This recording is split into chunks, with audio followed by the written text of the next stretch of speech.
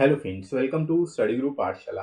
मैं उल्लास और आज की क्लास काफ़ी ज़्यादा इंपॉर्टेंट होगी क्योंकि हम लोग इसमें डिस्कस करने वाले हैं कि एप्लीकेशन को एक ये एप्लीकेशन लेटर होगा जिसमें आपको जो है यहाँ पर उच्च शिक्षा के लिए प्रधानाचार्य को फीस के संबंध में आवेदन पत्र लिखना होगा, एप्लीकेशन लिखना होगा। राइट, तो इसको किस तरह से लिखेंगे, क्या प्रोसेस रहेगा, क्या फॉर्मेट रहेगा, सारी चीज़ें हम लोग यहाँ पे डिस्कस करने वाले हैं। तो ये काफ़ी इंपॉर्टेंट वीडियो है आप सभी के लिए, इसको कंप्लीटली वॉच करेगा और बिल्कुल भी स्किप मत करेगा। राइट फ्रेंड्स, इसके साथ ही साथ आप सीजीएल एंड सीएचएसएल के डिस्क्रिप्टिव बैच को ज्वाइन कर सकते हो जो आप सभी के लिए काफ़ी इंपॉर्टेंट है। इसमें आपको सारी प्रैक्टिस करा दी जाती है, एप्लीकेशन लेटर, बेसिक और जो भी आपके इंपॉर्टेंट लेटर्स सारी चीज़ें कवर करा दी जाती है। तो आपको अलग से कुछ प्रिपेयर करने की जरूरत नहीं पड़ेगी अगर आप इस बैच को इनरोल कर लेते हो तो। डिस्क्रिप्शन दोस्तों लिंक दिया गया है, वहां से जाके इस बैच को आप इनरोल कर पाओगे। राइट, तो सबसे पहले बात कर लेते हैं हम लोग एप्लीकेशन लेटर की, कैसे आप लिखोगे, इसका फॉर्मेट क्या होता है बेसिकली। ठीक है, फॉर्मेट काफी इंपॉर्टेंट है और फॉर्मेट के आपको एडिशनल नंबर मिलते हैं, 5 नंबर सीधे सीधे फॉर्मेट के मिलते हैं अगर आपने सही से फॉर्मेट को यूज किया है तो। राइट, तो क्या क्या रहेगा, देखो एप्लीकेशन का जो फॉर्मेट होता है वो आपके जो इनफॉर्मल लेटर होता है, जो अनौपचारिक पत्र होता है उसके जैसा ही होता है, सेम होता है। बस डिफरेंस क्या होता है, लैंग्वेज का डिफरेंस होता है कि जो आप लिखते हो उसमें लैंग्वेज कैसी होनी चाहिए, टोन कैसी होनी चाहिए, उसका डिफरेंस होता है, बाकी चीजें बिल्कुल सेम होती हैं। राइट, तो उसी चीज को आप यहाँ पे एक बार देख लो ताकि आपको क्लियर हो जाए कि एप्लीकेशन में आपको किस तरह से जो है फॉर्मेट रखना है। तो सबसे पहले आपको प्रेषक का पता देना होगा, सेंडर्स एड्रेस यहाँ पर आप इंक्लूड करोगे, 3 लाइन में बेसिकली आप लिख सकते हो आसानी से। इसके बाद आपको डेट लिखनी होती है, तो डेट आप इस फॉर्मेट में लिखेंगे, जो करेंट डेट होगी वही लिखिएगा, अलग से आगे की या फिर पीछे की डेट नहीं लिखनी है। ठीक है, ये चीज ध्यान रखना है, जो भी करेंट डेट होगी, जिस डेट को आपको आपका पेपर होगा जस्ट उसी डेट को आप लिख लो वहां पर। राइट, उसके बाद आपको लिखना है प्राप्तकर्ता का पता यानी रिसीवर्स एड्रेस। तो रिसीवर्स एड्रेस भी 3 लाइन में आप इंक्लूड कर लोगे, उसको लिख लोगे आसानी से, 3 ब्लॉक्स में बेसिकली आपको लिखना है। राइट, इसके बाद आपको विषय लिखना होता है, जो भी विषय दिया जाएगा आपको, जो भी टॉपिक दिया जाएगा उसका ही विषय आप यहाँ पे लिख दोगे। राइट, उसके बाद आपको यहाँ पर आदरणीय महोदय करके शुरुआत करनी है। फिर बॉडी सेक्शन में आप यहाँ पे इंट्रो, बॉडी और कंक्लूजन 3 चीजें होती है, तीनों को एक ही सेक्शन में, जिसको हम लोग बॉडी बोलते हैं। ठीक है, तो बॉडी में इंक्लूड कर दोगे। ठीक है, पूरा इलेबरेट कर दोगे। उसके बाद आपको एंडिंग पैरा में बेसिकली सादर और करके जो है यहाँ पे जो भी आपको नाम दिया जाएगा वो आप यहाँ पे नाम मेंशन कर दोगे। तो ये पूरा फॉर्मेट रहेगा, इस फॉर्मेट को जस्ट आपको फॉलो करते जाना है। राइट, और अदर कुछ भी नहीं करना है। क्लियर है दोस्तों, आई होप आप लोग को फॉर्मेट क्लियर हो गया है। अब बात करते हैं हम लोग क्वेश्चन की। आपको क्वेश्चन दिया जाएगा इसी फॉर्मेट में, और जो भी क्वेश्चन में आपका एड्रेस होगा, आप ध्यान रखिएगा एड्रेस को लेकर के सबसे ज्यादा यूएफएम के केसेस आते हैं। तो एड्रेस जो होगा, जितना आपको दिया गया है बस उतना ही लिखना है, अपनी तरफ से कुछ भी ऐड नहीं करना है, ना ही उसमें से कुछ सब्सट्रैक्ट करना है। ठीक है, ना कम रखना है ना ज्यादा रखना है, एग्जैक्ट वही रखना है जो आपको दिया गया है। राइट, इस चीज का ध्यान रखेंगे। और नाम में भी कोई फेर बदल नहीं करनी है, जो आपको नाम दिया गया वही नाम रखेंगे, अपनी तरफ से कोई एडिशनल नेम इंक्लूड नहीं करना है। ठीक है, जैसे अनुज वगैरह आप लोग लिख देते हो, तो ये भी इनफॉर्मल लेटर में नॉर्मली जो औपचारिक अनौपचारिक पत्र होते हैं उनमें आप लोग अनुज लिख लेते हो, है ना। तो ये भी अवॉइड करना है, अनुज वगैरह नहीं लिखना है क्योंकि नाम के संदर्भ में उसको लिया जा सकता है। राइट, तो इस चीज का ध्यान रखें। तो क्वेश्चन पहले समझ लेते हैं कि आप 52 मेगा टाउन झारखंड के रहने वाले कुलदीप नंदनी हैं। आपका नाम दिया गया है कुलदीप, अगर आप बॉय तो कुलदीप लिखोगे, गर्ल हो तो नंदनी लिखोगे। आपका एड्रेस पूरा यहाँ पे दे दिया गया है।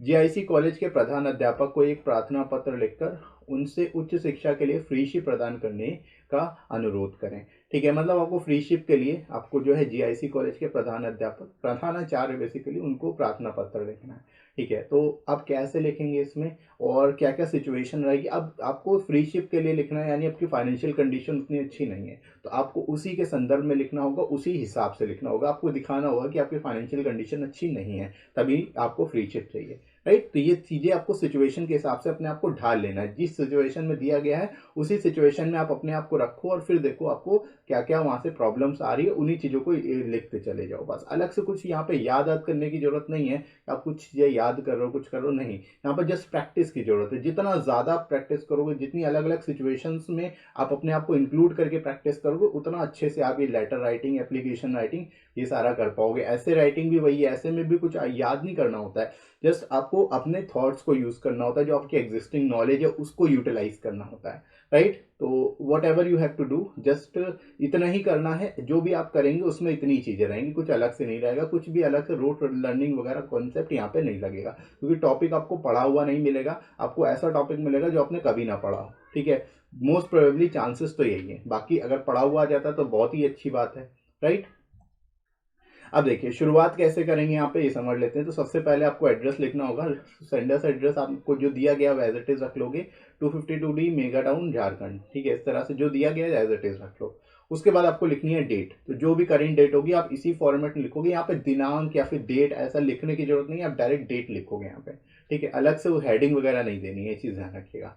इसके अलावा किसको लिखना है, प्रधान अध्यापक को, तो प्रधान अध्यापक महोदय भी आप यहाँ पे लिख सकते हो, महोदय करके अभी आप लिख सकते हो। कुछ लोग सेवा में लिखते हैं, ठीक है, तो अगर आप यहाँ पे सेवा में इंक्लूड करना चाहते हो तो वो भी इंक्लूड कर सकते हो, सेवा में लिखेंगे लेकिन कॉमा नहीं लगाएंगे, ये चीज ध्यान रखना है। अगर आप सेवा में लिखना चाहते हो सेवा में लिखिए, प्रधान अध्यापक जीआईसी कॉलेज झारखंड, ऐसे भी आप लिख सकते हो, उसको सही माना जाएगा, ठीक है, लेकिन उसमें कॉमा वगैरह नहीं लगेगा लास्ट में, ये चीज ध्यान रखिए, कॉमा कहीं नहीं लगाना है। अगर आप डायरेक्ट ऐसे लिखना चाहते हो तो भी लिख सकते हो, सेवा में नहीं लिखना चाहते हो तो भी लिख सकते हो, कोई दिक्कत नहीं है, ठीक है, दोनों ही तरह से आपका सही माना जाएगा।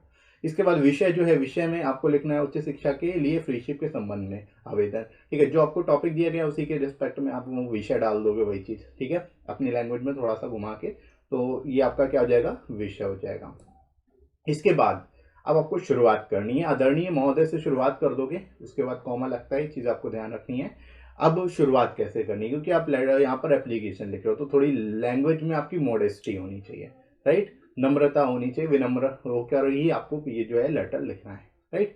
तो शुरुआत आप करेंगे कि सविनय निवेदन है कि मैं आपको सूचित करना चाहता हूं कि मेरे पिता एक छोटे किसान हैं, ठीक है। अब आपको सिचुएशन बनानी है कि आपकी फाइनेंशियल कंडीशन सही नहीं है, क्योंकि आपके फादर जो है एक छोटे किसान है, या फिर स्मॉल बिजनेसमैन है, मतलब व्यापारी हैं, छोटे व्यापारी हैं, ऐसे करके लिख सकते हो, या कोई और भी सिचुएशन आप डालना चाहते हो तो डाल सकते हो कि आपके फादर जो है किसी पर्टिकुलर ऑक्यूपेशन में इन्वॉल्व है जहाँ पे उनको अच्छी सैलरी नहीं मिल रही है, मतलब वो उतनी अच्छी सैलरी नहीं पा रहे हैं, ठीक है। तो इस तरह की चीजें आप यहाँ पे लिख सकते हो अपने हिसाब से, ठीक है। उनकी मासिक आय बहुत कम है, ठीक है, मंथली इनकम जो है उनकी कम है। मेरे परिवार में 6 सदस्य हैं जिनमें से 3 छात्र हैं। अब देखो परिवार में 6 सदस्य हैं जिसमें 3 छात्र हैं, तो तीनों का खर्चा उठाना पड़ता है, राइट। इनकी इतनी कम आमदनी में इतने बड़े परिवार का खर्चा चलाना बहुत मुश्किल ही हो रहा था कि हाल ही में पिताजी के बीमार पड़ जाने से समस्या और भी ज़्यादा बढ़ गई है, ठीक है। अभी तक तो चल रहा था जैसे चल रहा था, लेकिन अभी क्या हुआ रिसेंटली कि फादर जो है वो बीमार पड़ गए, उसकी वजह से उनकी इनकम भी कम हो गई, प्लस खर्चे भी बढ़ गए, क्योंकि अगर बीमार है तो इलाज कराना पड़ेगा, तो इस वजह से क्या है, फाइनेंशियल कंडीशन और डाउन हो गई, ठीक है। तो इसी तरह से आपको सिचुएशन बनानी होगी, एक पर्टिकुलर सिचुएशन को आप बनाओगे, क्यों आपको उस चीज की रिक्वायरमेंट, अगर आप कोई चीज मांग रहे हो किसी से तो उसके पीछे क्या रिक्वायरमेंट है, क्यों आप उनसे मांग रहे हो, फ्री में क्यों मांग रहे हो, उसके पीछे क्या रीजन है, तो आपको अपनी सिचुएशन वहां पे इलैबोरेट करनी पड़ेगी। जब तक इलैबोरेट नहीं करोगे तब तक वो उतना जेन्यून नहीं माना जाएगा, राइट। तो इसी तरह से आपको सिचुएशन डालनी पड़ेगी कि ये सिचुएशन है जिसकी वजह से अभी की कंडीशन मेरी उतनी अच्छी नहीं है, राइट। प्रेजेंट कंडीशन की आप बात करोगे, आगे क्या होगा पीछे क्या थे उससे कोई मतलब नहीं है, प्रेजेंट में आपकी क्या कंडीशन है जस्ट उस पर फोकस करना है, राइट, इस चीज का ध्यान रखें। इसके बाद देखो, अब आप अपने क्वालिटीज बताओगे कि आप क्यों मांग रहे हो, किस हक से मांग रहे हो, आप क्या डिजर्व, आप एक्चुअल में डिजर्व करते भी हो कि नहीं करते हो, तो ये चीजें आप बताओगे यहाँ पे कि हाँ मैं डिजर्विंग पर्सन हूँ, डिजर्विंग स्टूडेंट हूँ, कि मैं हमेशा एक अच्छा छात्र रहा हूँ, मैं बीकॉम प्रथम वर्ष अच्छे अंकों से उत्तीर्ण हुआ था, ठीक है। अब हायर एजुकेशन के लिए चाहिए तो आप ग्रेजुएशन लेवल की बात करोगे यहाँ पे। इसके अलावा मुझे खेल प्रतियोगिता और भाषण प्रतियोगिता में भी कई बार पुरस्कार मिल चुके हैं, ठीक है। आप यहाँ पर बता रहे हो कि मैं डिजर्विंग पर्सन हूँ, मैं हर प्रतियोगिता में भी मुझे पुरस्कार मिलते हैं, साथ ही साथ तो मेरे अंक भी अच्छे आए हैं, मेरे मार्क्स भी अच्छे आए हैं, ठीक है। इस तरह से आप अपनी क्वालिटीज बताओगे यहाँ पे। उसके बाद देखो, मैं हमेशा अपने सभी शिक्षकों का आज्ञाकारी रहा हूँ, मुझे डर बस इस बात का है कि कहीं मेरी पढ़ाई बीच में ही छूट ना जाए, ठीक है। अब आपको लग रहा है, आपको डर लग रहा है कहीं आपकी पढ़ाई बीच में ना छूट जाए, इस वजह से ही आप यहाँ पे फ्रीशिप की मांग कर रहे हो, ठीक है। तो ये जेन्यून लगेगा कि हाँ एक्चुअल में आपको रिक्वायरमेंट है, राइट। अतः आपसे विनम्र निवेदन है कि आप मुझे फ्रीशिप प्रदान करने की कृपा करें ताकि मैं बिना किसी कठिनाई के अपनी उच्च शिक्षा जारी रख सकूं, ठीक है। अब आप यहाँ पे बता रहे हैं कि आप इसी तरह से निवेदन कर दिया आपने कि आप मेरे को जो है फ्रीशिप प्रदान करिए, आपके इस कार्य के लिए मैं आपका सदा आभारी रहूंगा, ठीक है। ये लाइन आप इंक्लूड करेंगे।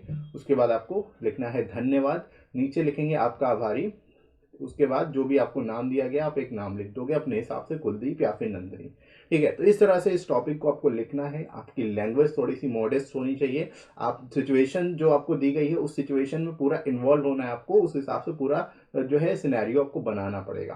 ठीक है, उसके अलावा अपनी क्वालिटीज बतानी पड़ेंगी कि अगर आप किसी चीज़ की मांग कर रहे हो तो आप एक्चुअल में डिजर्विंग हो कि नहीं हो, सारी चीज़ें आपको यहाँ पे जो है बतानी पड़ती हैं। राइट, तो इस चीज़ का ध्यान रखिए। इसी तरह से कंप्लीट लेटर आप लिख सकते हो। Right, I hope it is clear to all of you.